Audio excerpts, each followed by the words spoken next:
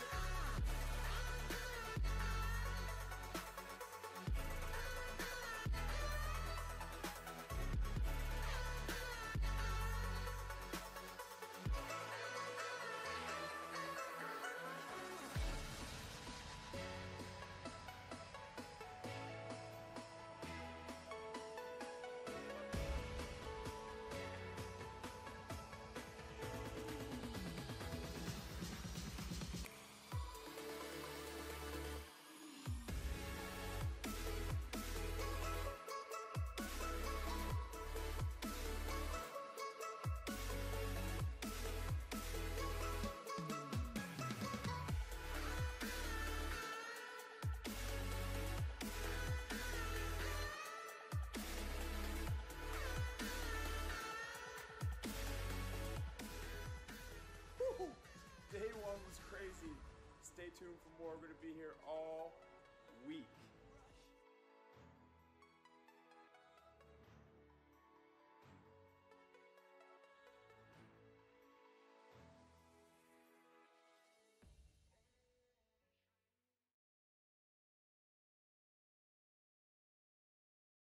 Day long recording videos, but you know who else has been having a lot of fun? Our buddy. I'm joined with Ryan Conwell, Lax All-Stars analyst. That's me. And I mean, we gotta recap some of what's happened tonight. We'll start with USA and Canada. You were there at the end of the game. Right. You missed the fourth quarter, or you made the fourth quarter. We'll talk about why you missed the first part. It was a good reason. Later. It was a good reason. Trust really me. Good reason. But from what you saw, quickly, right off the top of your head, what did you think about that face-off call? And the stick check. I've seen it done before. I mean, it's one of those things where a lot of coaches do tend to hold a call like that until it really matters.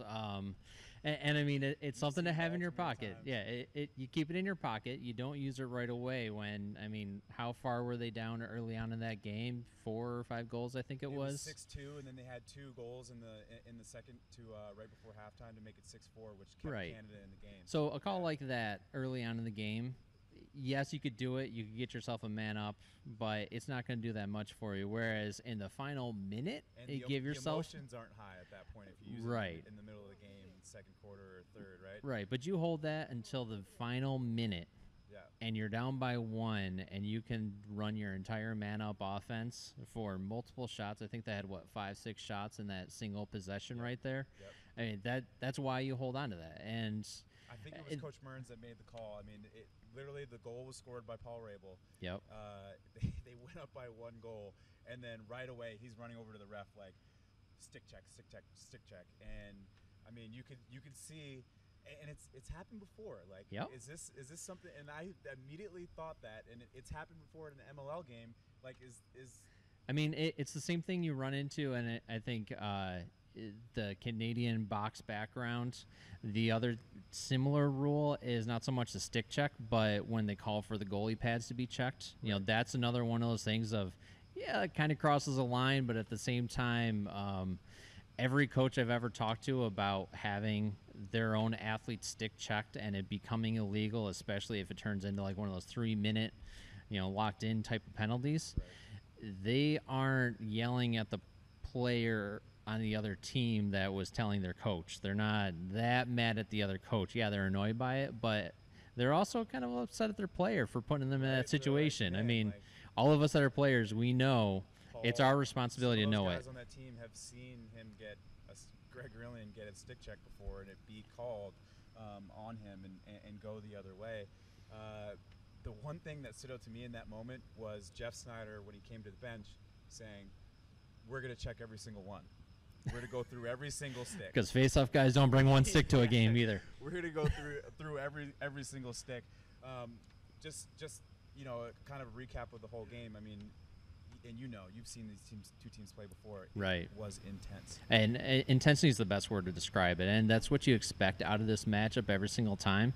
I love the fact that it did become a one-goal game. I think everyone that was watching was hoping for that, unless, all right, if you're a diehard USA fan, yes, you want them to just blow away Canada and just go for it. But, I mean, if you're just a fan of lacrosse and you enjoy watching good games, you know, seeing that go all the way down to the last minute where it's a one-goal game, both teams are taking their shots. They're trying to put their best lineups out there. I loved one of the things that Canada did out of the timeout, which is they went to a wide-open clear. Yeah. And the U.S. defense was, you know, standing back there. They kind of knew what to do with it, but at the same time, you had Tyson Bell practically like, at GLE. I didn't watch the game enough to talk about this, and you're talking about their clear. Like, hey, when you watch a quarter, you got to know that quarter. But I mean, they do something like that, and you're trying to throw not the entire book at them because you're pretty certain you're going to play them again. But, you know, you have to win the game. And they have so many things in their possible game plan at their disposal. It shows how much preparation these teams really do put into it. As much as everyone says it's an informal tournament, it's not as serious as the pro leagues. And I do get that part of it because some parts of this event can feel like a summer tournament when you're on a grass field, sun shining on you, people are having fun. Like, you know, it's an awesome feeling. It's not like an MLL game. But when you're on one of those sidelines, it's serious. Well, exactly. I mean, and both teams are playing for something. You have Canada that's playing for the great Dave Huntley, and you have the USA that is trying to look for redemption, right? Oh, so definitely. I was standing here as the game ended, and Nisharov was walking by, and we kind of exchanged words, and he was like, it's like he had like a minor heart attack. Like there's like the anticipation for the next game and the stick check, and now there's going to be this whole conversation going forward about the game ending that way. It just makes for a great game, that we hope we're going to see, at the end of the week. Let's go back to why you missed. Why I missed the first part of the game. I'm a little disappointed that you weren't here. I was heard too. That you were in the square, Netanya, where we're staying. The square is where there's a lot of teams there. France, right, was there, and they were watching the World Cup. Right. So that was something that developed, within today. I was talking to the manager of the French team, and we were trying to line up some interviews, going to history, which that is something that you will see on Lacrosse All Stars. But one of the things that he mentioned was, hey, after this game, I think they were playing at 2:00, somewhere around there, and they said after this game, the entire team is jumping on a bus. We're going straight to, and he told me the restaurant. He said, you can come on the bus if you want to, but watch the game with us. They had the date circled. Yep. They knew they were going to get out of their game and to the restaurant in time to flip on the World Cup, watch it as a team, and it was a perfect setting for it because it's your typical village square, nice wide open area. They had 30-foot jumbotrons in the public areas with just thousands of people out in front of it. Yeah. We were in a restaurant off to the side that was just more or less a tent. I mean, you had some TVs around there, all the seats were turned towards the TV, even though there were tables. And we were able to sit there and watch it with the team, talk to a couple of the players, talk to their captain, talk to their longest tenured player about what this means for them. And it was just amazing because as they scored their second goal to go up and it started really shifting in their direction, cranking on. I was 4-2. The team went crazy. They actually wound up sprinting into Netanya Square, up on the stage in front of the Jumbotron, dancing around, singing songs. Like it was an incredible experience. And I was going for Croatia. I will admit, I have a friend that's Serbian Croatian, and so I was rooting for them on that. Quickly, yep. Do you think one day the France national soccer team will be rushing to a bar to see the France national lacrosse team? I hope so. I mean, let's say let's just say it's going to be this year. Get them into a medal game. Yep. They come off the World Cup, and then all of a sudden, all the French TVs say, "Hey, we got something else going on," and let's hope it's going to be this year. I know. How about that? I know. 4 years. We'll go 4 years. All right. Take away some of my thunder, but we'll go 4 years. Always appreciate it. Thank you. Yeah, no problem. Dakota. Coming up next, we got an awesome video of Jerusalem and the interns here working the whole grounds here at Wingate, and an awesome experience they had down south. Coming up next.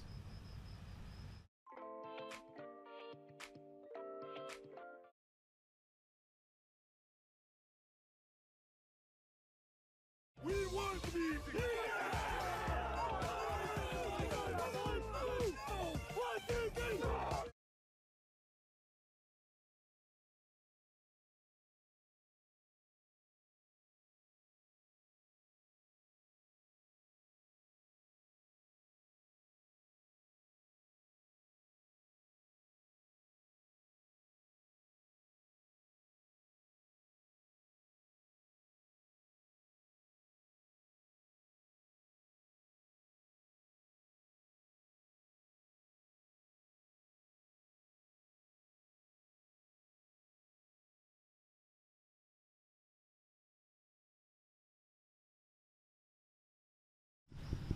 All right, that was pretty cool. We just saw that video of the interns going to Jerusalem. I'm here with Casey Cittadino. What's up, dude? Yeah, and Ryan Hunter. Ryan Hunter playing for Team Israel. Casey coaching for Team Israel. Used to play for Team Israel. I did. Let's talk about the games being in Israel and kind of reflecting off of that Jerusalem video and the interns going out there. Ryan, you've been here for a while. Yeah. You've had some experience here. Yeah, I've had some experience here in Netanya where the games are, and in Jerusalem for all the programs we've had from high school kids to even younger U13 coming over to college to take them to Jerusalem, show them the lacrosse we have. So been through it all and helped been a part of the whole planning. It's unbelievable. And Casey, you guys have been a part of this for a while. Like I mentioned, a player. Now you're a coach. I mean, is that like full circle for you? Like how does that feel? It's interesting, right? Because player, coach, and I've also coached the U13 Israel team in the World Series the past couple of years. Yep. And all of those kids. Saw you out in Denver. I have like 17 of them here now, intermingling and playing with all the Israel IPLL teams. Right. And like meeting all the kids, boots on the ground. And so like to see them here is almost more surreal than anything because now it's like the worlds are really colliding. It's just from following you guys and following Israel lacrosse over the last few years. I mean, I watched you closely in the 14 games because I love you. But how has it blown up so fast? Like, where has that come from? I mean, obviously you're talking about the boots on the ground and you guys have really made an effort to grow this thing, but where has all that really come from? I got to give credit to guys like Ryan and the guys that have made the commitment to literally uproot their life in the States, move here, be a part of it, boots on the ground, grow the game, pull kids out of schools, teach them how to play lacrosse, and then we've all become dual citizens. Yeah. And so that little piece is so significant in getting more people involved. He's giving you all the credit here. Yeah, and honestly, I'll let Ryan explain more because he's a guy here, but I think 2014 was the start of hey, we have some guys that are doing some cool things, and now it's the exposure's there, and it's now we have to build on it. Now we continue to grow and get more and more guys exposed and doing the same thing. Yeah, I mean, just going off what he said, it's really cool. You know, we've got a lot of guys over here. This is the most we've ever had, you know, in the 5-6 years that Israel Lacrosse has been around. But, you know, going into schools and teaching them how to play, you know, for the first time we're rolling a ball out, you know, kids are picking it up with their hands. Right. Now these kids that, you know, I remember I've got a kid who literally picked the ball up with his hand. You know, 6 months later, he's, you know, coming around trying both hands, you know, and playing in the league. And it's unbelievable. You see that it's different than coaching back in the States. It's something that, wow, okay, I'm ready to go back in the next school to find the next kid who does not know how to scoop up a ground ball. I was walking around the field here during the USA-Canada game, and I stopped to just pound up one of the ball boys. I'm always like talking to him and messing with him, and I'm like, how sick is this lacrosse right now? And he was like, man, I came over here because my buddy said I should come. Like, I'm Jewish, I'm from the States, but like I came, I had to see this. Like it's everywhere. It's really amazing, and like I've seen it with little bits and pieces. Like I just had in the World Series a couple weeks ago, 2 guys come play the Little League World Series, and like their eyes were like, oh my God, like these kids are amazing. Right. And now to have national team players, USA, Canada, like this, like the experience that Israel has in general to watch this lacrosse at a high level, it's like, I mean, man, you can't do anything better for the game and the state here exposure-wise. I mean, you just can't. Walking into Netanya Stadium, was that surreal for you? It was awesome. I think it really hit because we've known about this for a year. I've been in and out of the stadium, actually created the selection show video, and just being able to like actually walk in and be like, it's here. Right. You know, we drove by, I drive by it every day to see it, and like it's here, and to have all these Israeli kids and mixed in with the American kids for 80 minutes just screaming, it was like, I knew this was here for a year, but that's not what I didn't know what to expect really, and that was. Yeah. I got to give a shout out to that stadium, to the stadium and the setting. It was beautiful. It was phenomenal. Yeah. And I got to give a lot of respect to Jamaica.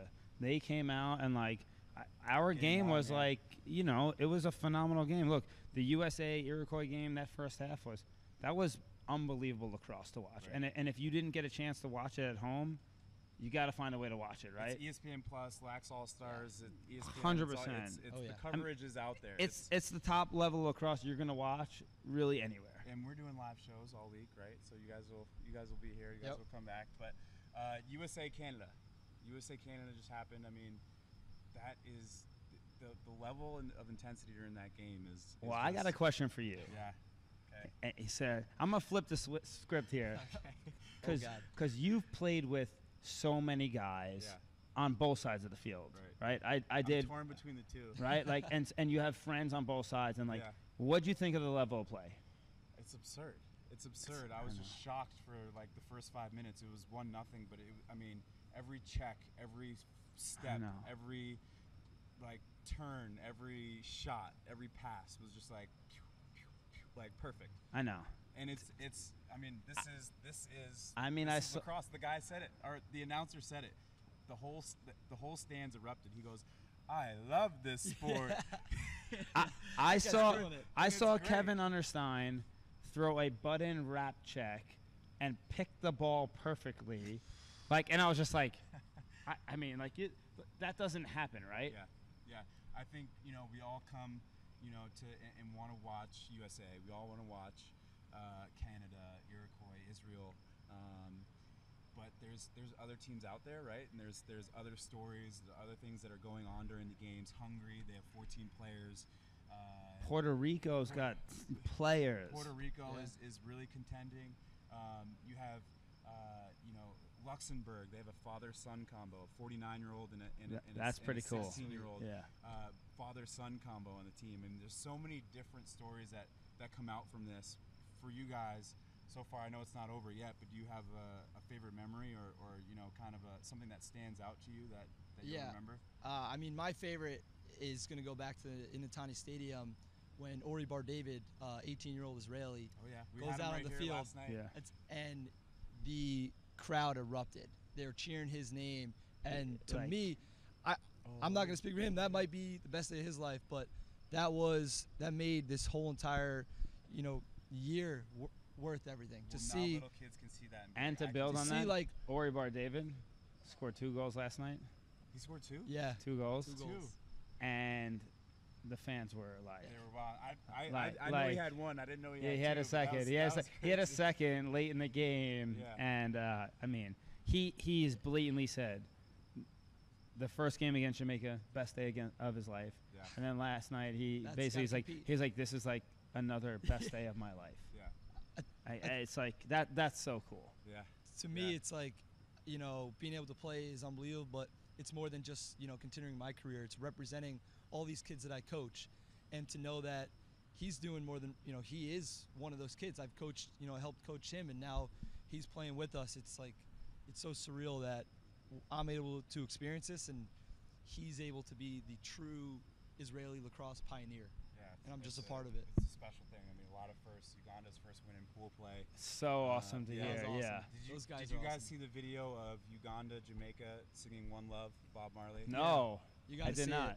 Tingles, awesome. man. Yeah? Up and down every single time. It's like 5-second clip, but it's 10-second clip. It's wild. Those Uganda guys, so we had a few of them come over last summer to participate in the IPLL. Those guys live for lacrosse. I think every single post, anything going on, like they're calling us, they're commenting, like just everything. It's like their life revolves just like our lives do, and Yeah. it's something a lot of people don't know. Speaking of videos, and I need to watch that, but I've seen the New Zealand haka. Yeah. Oh. Have Yeah. you seen it? I was commentating over here on Field 2 in the morning at 10:30, and they started the haka during our It's our pretty dope. broadcast. It's pretty dope. Oh the yeah, other we guys turned just around stare and at it? watched it. No, it's pretty dope. So you got to just stare at it if you're the other team. Oh yeah, yeah. I mean, You have it's to kind of intimidating wear a little it. bit, like, even though you know that that's what it is. You've like, seen it, you know it's coming, but no, but it's you're like still, I yeah. just love the tradition of like this is how we roll. This is how we Russia start the coming down game. The stairs last night against you guys. They came down the stairs. They had one guy singing. I don't know if you guys heard that. And it I was didn't like, notice I think it. I was shooting at that point. I was, Yeah, it's, I but was it's, focused. it's I those was hidden. traditions, right? It's those types of things that make this week special. Yeah. At least for me, like Yeah. I've been refreshed by my experience here. So No, and me not playing. Normally, as a player, you mindset wanna is be like, out there. yeah, I do, wants but to like, you want to throw that but- butt but- end but- ice kick and it. but my experience is different now, right? And Yeah. I'm able to take in a lot of other things that I was never able You're a to do. father now. In 2014, Yeah. I had tunnel vision focus on I'm playing. I don't need to stay around and watch games. As a coach, I'm afforded the luxury of like I can come watch these games, right? I can come watch a game beforehand and experience and enjoy a little bit, as opposed to a player like You're you not can't tunnel sit in the vision sun for focused, 6 yeah. hours, right? So Rolling out, doing whatever you have to do. You Exactly. Can enjoy it a little bit more. yeah, All right. Well, enjoy the rest of the week, fellas. Really Yeah. appreciate it. thanks. Yeah, Josh. thanks for having us on. Yeah. Toda rabah. Toda.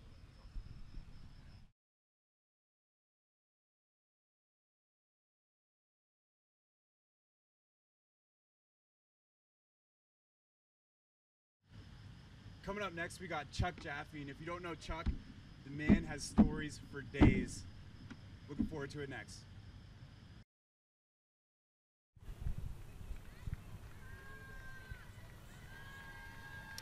Shalom, Chuck Jaffe. Good to have you. Shalom, Josh. Great to be here. So let's talk about Israel. Let's talk about Netanya. It's what number World Games for you? If you count from when I was a kid and I went to travel as a fan, this would be my fourth. Okay, and have you been to Israel though? No, I've never been to Okay. Israel before. The only World Games I had done prior to this that was out of the country, out of the U.S., was Perth in 2002. So you have a lot of experience regarding the World Games, and I've seen a lot, and a lot of it being the things that are ancillary to the World Games. Like, Right. as much as we all love watching the USA play Canada and the Iroquois and what have you, a lot of the fun stuff that's happening here is happening in places that are not the main stages. well, and one thing to point out, it wasn't supposed to be in Netanya, and it was very short notice that Netanya became the host city. So there's been things and that people have been complaining about and whatnot, but this has been a beautiful event, and you obviously have some great experiences from this so far.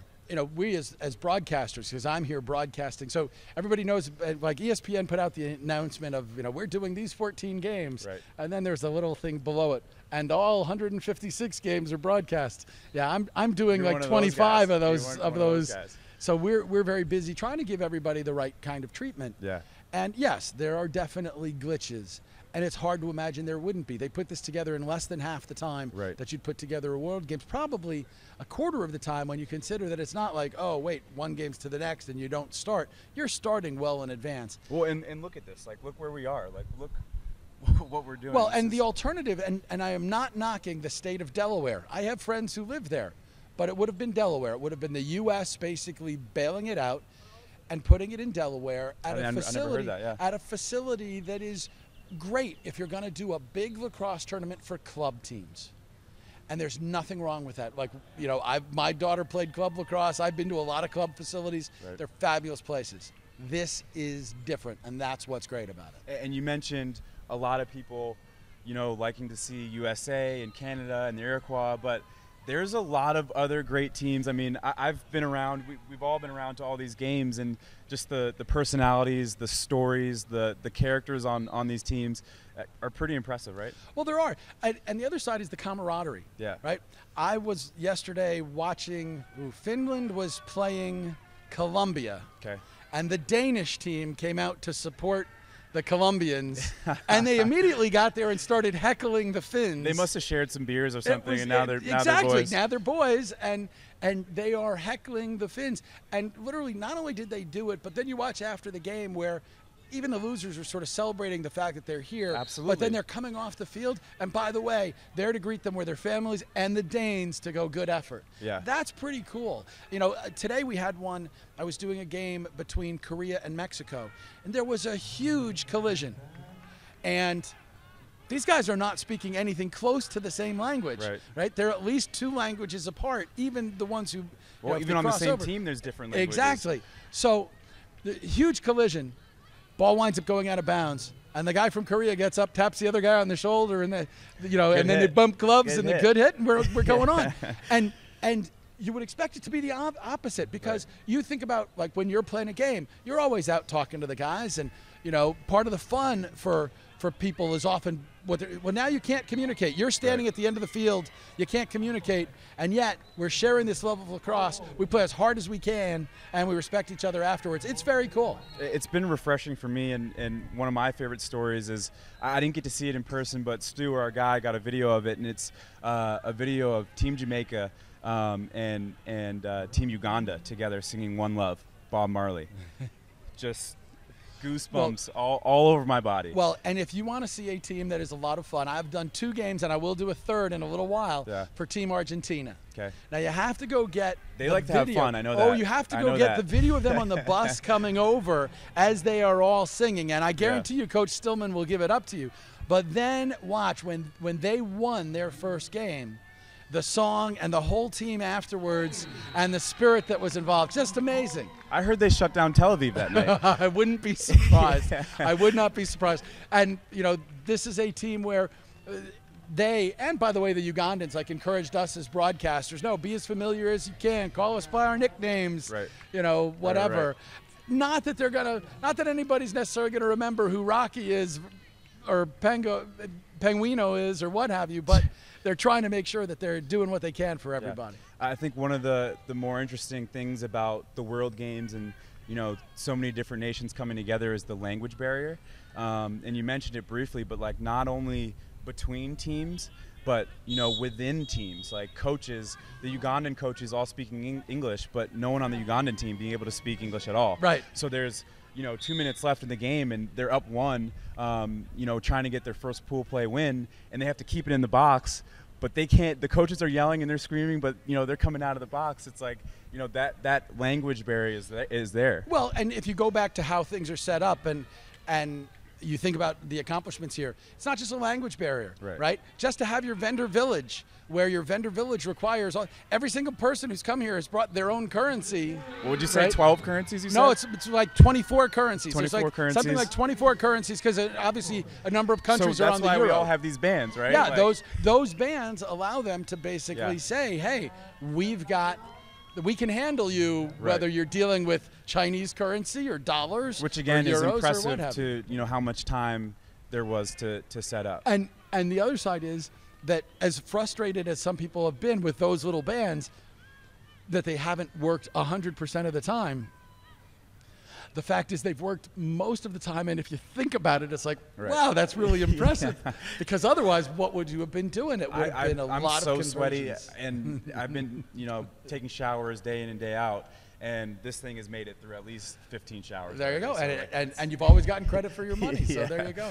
You've been to a lot of games. We mentioned that, as a broadcaster, commentator, as a fan, a lot of different facets.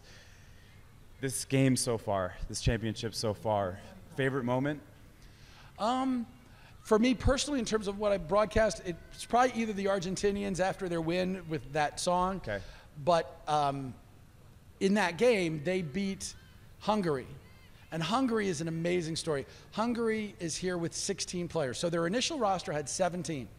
One player couldn't make it because of the financial commitment, so he had to drop out. He would have been their goalie.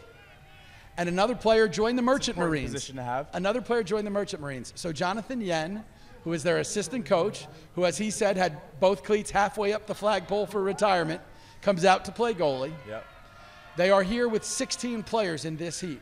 And one of their players, Karsten Yaradi, is one of the youngest players ever to play in the adult level.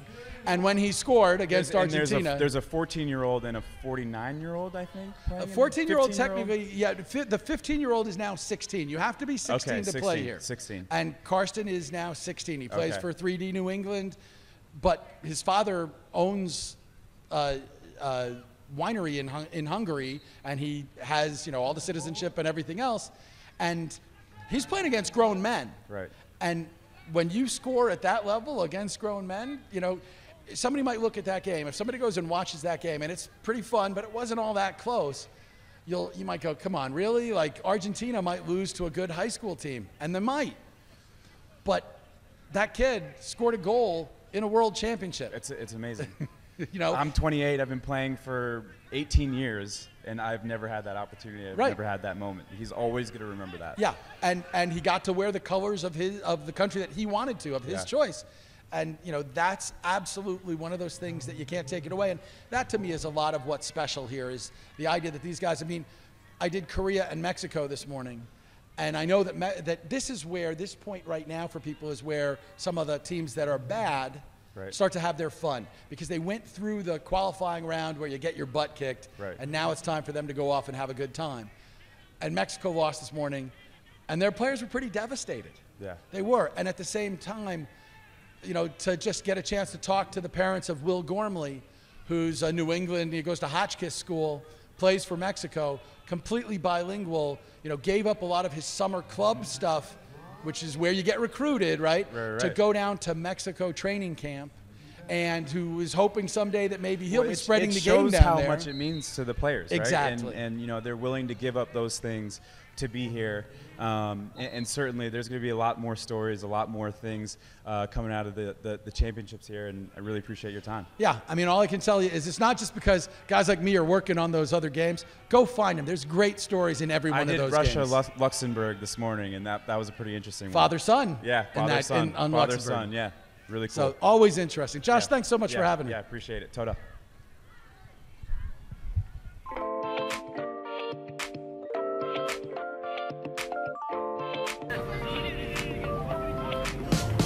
What we want to be.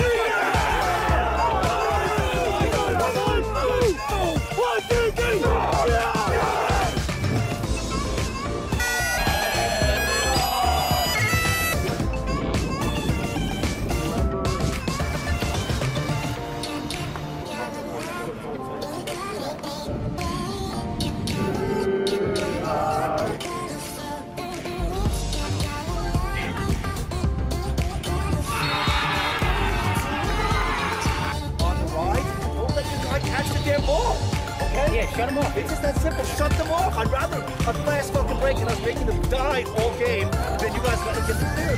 Let's go, Frank.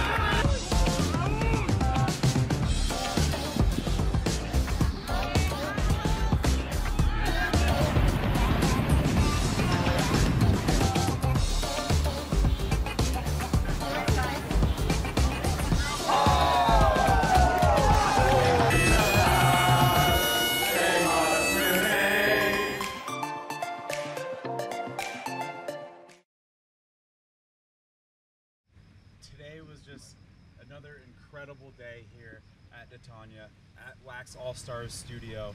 The action's gonna keep coming at you. I gotta go. We're done here. As you have been watching, we've been vlogging. I gotta get my vlog video out there at the end of the day. So that's it from us here at Wingate 1. We'll see you right back here tomorrow.